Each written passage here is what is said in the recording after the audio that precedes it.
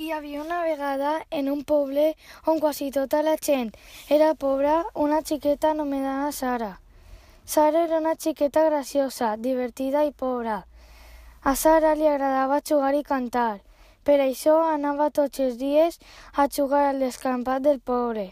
Sara tenia un somni, que era ser fallera major infantil de qualsevol falla. Però els seus pares no podien pagar una falla en la qual Sara fora fallera major infantil. Els pares de Sara només podien pagar el menjar, la beguda, la casa, el col·legi de Sara i de tant en tant una papereta de loteria. Sara tots els dies, després d'eixir d'escola, anava a comprar pa i si els seus pares havien comprat loteria, passava per la tenda de la loteria per veure si havia tocat alguns diners.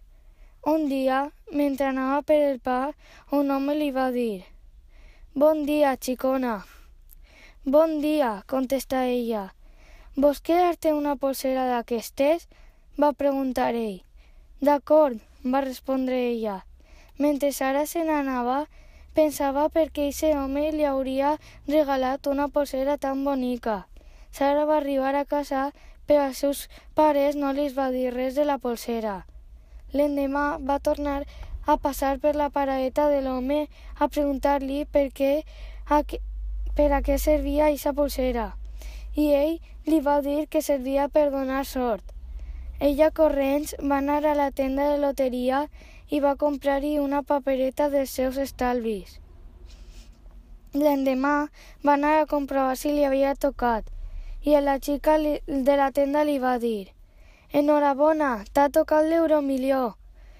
Ella quasi ni s'ho creia. Va anar a casa corrents a dir-li-ho als seus pares, això dels diners.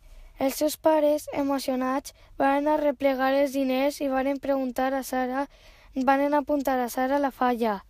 Ella estava molt feliç. Els pares, per l'aniversari de Sara, que era un poc abans de les falles, li van regalar el vestit de fallera blau i també li regalaren poder ser fallera major infantil. L'endemà de la cremada, Sara havia d'agafar un ninot per portar-se'l a casa i va agafar una nena que tenia una polsera a la mà, con la polsera que li va regalar l'home de la paraeta. Sara va ser feliç per a tota la seva vida.